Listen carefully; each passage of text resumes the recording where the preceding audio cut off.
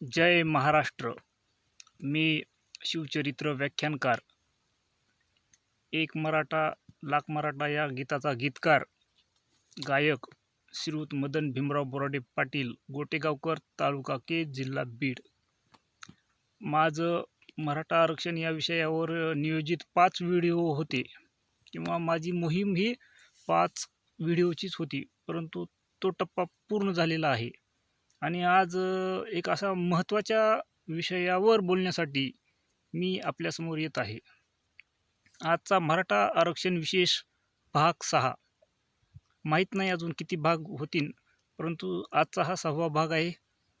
तर आजचा जो विषय आहे तो म्हणजे जो वकील गुणरत्न सदावर्ते यांच्या विषयीचा आजचा व्हिडिओ आहे. यामध्ये त्यांचं नाव मी ह्याच्यासाठी घेतलं की समस्त मराठा बांधवांना माहीत आहे की जे एकमेव व्यक्ती या मराठा आरक्षणाला विरोध करत आहेत, महाराष्ट्र राज्याचे मुख्यमंत्री, उपमुख्यमंत्रीसुद्धा या आरक्षणाला समर्थन देत आहेत. तसेच इतर मुस्लिम समाज, मारवाडी समाज, ओबीसी बांधवसुद्धा समर्थन देत आहेत. त्याच्या पुढं जाऊन जे विदर्भातील कुणबी बांधव आहेत ते सुद्धा मराठा आरक्षण मिळावं याच भूमिकेत आहेत. फक्त एकच नाव असं ऐकायला मिळालं, गुणरत्न सदावर्ते. म्हणलं त्यांची काय बायोग्राफी बघावी तरी. त्यांच्या थोडा बायोग्राफीचा अभ्यास केला आणि त्यांच्याविषयी मी आजचा हा व्हिडिओ आपल्यासमोर सादर करत आहे. आम्ही छत्रपती शिवाजी महाराज, छत्रपती संभाजीराजे, मेवाड नरेश महाराणा प्रताप, दिल्लीचे हिंदू सम्राट पृथ्वीराज चव्हाण यांच्या विचारधारेवर चालणारे आणि तसेच भगतसिंग, सरदार वल्लभभाई पटेल यांना मानणारे, सुभाषचंद्र बोस असतील, महात्मा गांधीजी यांच्याही मतांचा आदर करणारे आम्ही आहोत. फक्त एकच नाव सध्या महाराष्ट्रामध्ये ऐकायला मिळत आहे की मराठा आरक्षणाला एकच व्यक्ती विरोध करत आहेत, ते म्हणजे गुणरत्न सदावर्ते साहेब. कारण मी त्यांना आमच्यावरती जे शिवसंस्कार आहेत त्याच्यानुसारच बोलणार. त्यांचं वय माझ्यापेक्षा खूप जास्त आहे. त्यांचा कुठंही अवमान होणार नाही अशा पद्धतीनं मी आजचा हा व्हिडिओ आपल्यासमोर घेऊन येत आहे. मराठा बांधवांना एवढीच विनंती आहे, हा व्हिडिओ याच्यासाठी शेअर करा, याच्यासाठी लाईक करा, याच्यासाठी सबस्क्राईब करा की हा व्हिडिओ माननीय सदावर्ते साहेब यांच्यापर्यंत पोहोचला पाहिजे.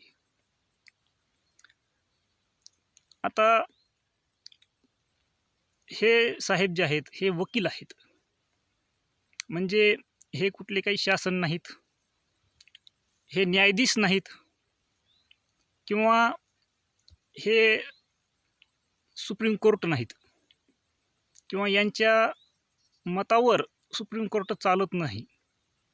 हे फक्त एक वकील आहेत आणि वकिलांचं वकिली पेशाचं काम असतं की जे काही वादविवाद होतात त्याची सत्य बाजू ही माननीय न्यायालयासमोर किंवा माननीय न्यायाधीश यांच्यासमोर मांडून जो योग्य न्याय आहे की ज्या व्यक्तीवर तो अन्याय झाला आहे यांना न्याय मिळवून देण्याचं काम हे या वकील पेशातील सर्वांचंच असतं.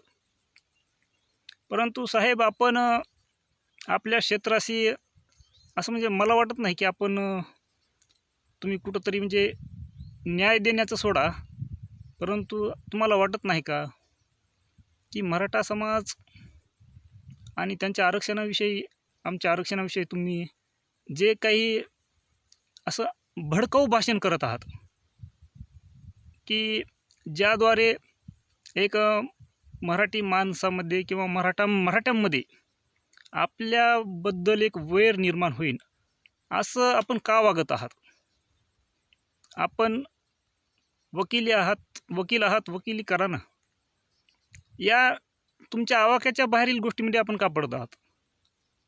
हां, तुम्हाला जर वाटत असेल कुठं अन्याय होत आहे, तुमची जी मागणी आहे त्याविषयी अन्याय होत आहे, तर तुम्ही कोर्टात जाऊ शकता ना. हे तुम्हाला सांगायची काय गरज नाही ना. आम्हाला वाटत नाही तुम्हाला सांगायची गरज आहे. परंतु विनाकारण माननीय जरांगे पाटील या देव माणसासाठी जर तुम्ही जर काहीही बोलत असताल, आरक्षणाच्या विरुद्ध काहीही बोलत असताल, तर मराठा समाज ही गोष्ट सहन करून घेणार नाही.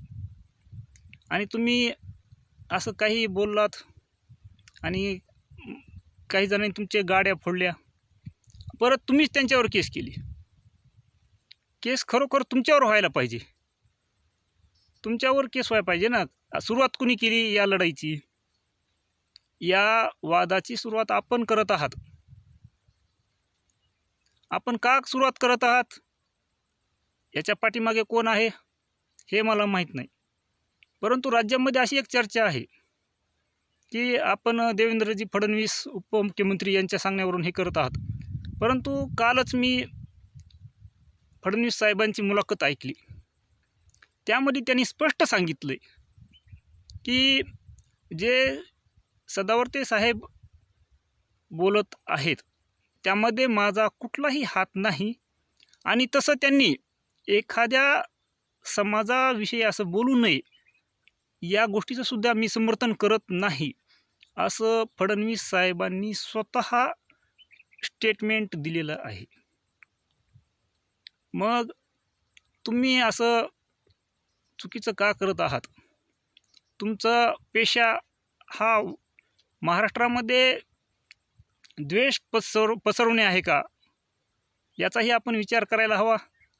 तसेच तुम्ही न्याय देण्याचं काम करायला पाहिजे, न्याय मिळवून देण्याचं काम करायला पाहिजे. परंतु तुम्ही जर असं मराठा समाजावरती अन्याय करत असाल तर नक्कीच आपल्या या गोष्टीचा मी जाहीरपणे निषेध करत आहे. कारण लोकशाही आहे, प्रत्येकाला आंदोलन, उपोषण, मोर्चे काढण्याचा हक्क आहे, अधिकार आहे. मी आता जे मत बोलत आहे हा मलासुद्धा घटनेनं दिलेला एक हक्क आहे ना. त्यामुळं असे चुकीचे काही गोष्टी होऊ नयेत आणि महाराष्ट्राची शांतता ही कुठंही भंग होऊ नये. आणि पुन्हा तुम्ही असं काहीतरी आता म्हणजे डोके हल्ल्यासारखे काहीतरी बोलतात. आता माझं सुद्धा डोकं हललेलं आहे, परंतु मी खूप संयमानं बोलत आहे. कारण आणि मग पोरांनी कुठं गाड्या पेटवल्या त्यांच्यावर तुम्ही केस करणार, हे तुम्हाला सोबत नाही किंवा तुमच्या या पेशाला सुद्धा सोबत नाही. त्यामुळं या गोष्टीचा आपण नक्कीच विचार करावा. आपण खूप सुज्ञ आहात आणि नक्कीच तुम्ही या गोष्टीचा विचार कराल अशी मला या ठिकाणी एक आशा वाटते. आणि मराठ्यांचा जो 75 वर्ष झालं अगोदरच हाल बेहाल आहेत, मान्य आहे. परंतु 100% मराठ्यांमध्ये फक्त 5%च मराठ्यांकडे कारखानदारी आहे. ते आमदार, खासदार अशा पदावरती आहेत. परंतु तुम्ही असा विचार का करत नाहीत?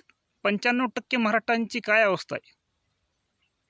तुम्ही खरोखर याविषयी सर्वे करणं गरजेचं आहे. तुम्हाला ही माहिती असणं गरजेचं आहे. तुम्ही याविषयी का अभ्यास करत नाहीत? विनाकारण जर तुम्ही मराठा समाजावरती किंवा आमच्या आरक्षणाविषयी जर काही चुकीचं बोलत असताल, जर आमचे माते हे भडकवण्याचं काम जर आपण करत असताल, तर हा सुद्धा एक नक्कीच निंदनीय असा अपराध होऊ शकतो. हे आपणास खूप चांगल्या पद्धतीनं माहीत आहे आणि आपण असं करू नये भविष्यात, अशीच आशा मी या ठिकाणी व्यक्त करतो. आणि मराठा बांधवांना माझी कळकळीची नम्र विनंती आहे, आपला देव तिथं आंतरवलीमध्ये दुसऱ्यांदा आमरण उपोषणाला बसलेला आहे आणि कोणीतरी आपण सर्वांनी त्या पाटलांच्या मागे चालणं आवश्यक आहे. त्यांचा मानसिकतेचा मी अभ्यास केला. त्याच्यातून मला असं लक्षात आलं की ते महात्मा गांधी यांच्या तत्त्वावर चालत आहेत. म्हणजे आपल्या मागण्यासाठी कुठलीही नुकसान करायचं नाही, जाळपोळ करायची नाही, दंगल घडवून आणायची नाही किंवा कुठलंही नुकसान होऊ नये, परंतु शांततेच्या मार्गाने जसं महात्मा गांधींनी या भारत देशाला स्वातंत्र्य मिळवून दिलं, त्या तत्त्वावर माननीय मनोजी जरांगे पाटील चालत आहेत. त्यामुळं मराठा बांधवांना माझी कळकळीची नम्र विनंती आहे, 2 हात आणि तिसरं मस्तक ठेवून जोडून नम्र विनंती आहे की आपण कोणीही कायदा हातात घेऊ नये. कारण सध्या आपणाला भडकवणारे भरपूर भेटतील, परंतु आपण थोडं शांत आणि संयमानं या गोष्टीकडे आपण पाहायचं आहे आणि पाटलांना आपण सहकार्य करायचं आहे. कारण आपण जर काही बेकायदेशीर गोष्टी करायला गेलोत, परत आपल्यावरतीच केस होणार आणि हे नुकसान आपल्या समाजाचं होणार आहे. त्यामुळे असं करू नका. आणि एक गोष्ट मला काल पाहायला मिळाली की माननीय उपमुख्यमंत्री अजितदादा पवार यांची त्यांच्याच मतदारसंघामध्ये, त्यांच्याच बालेकिल्ल्यामध्ये बारामतीला सभा होती.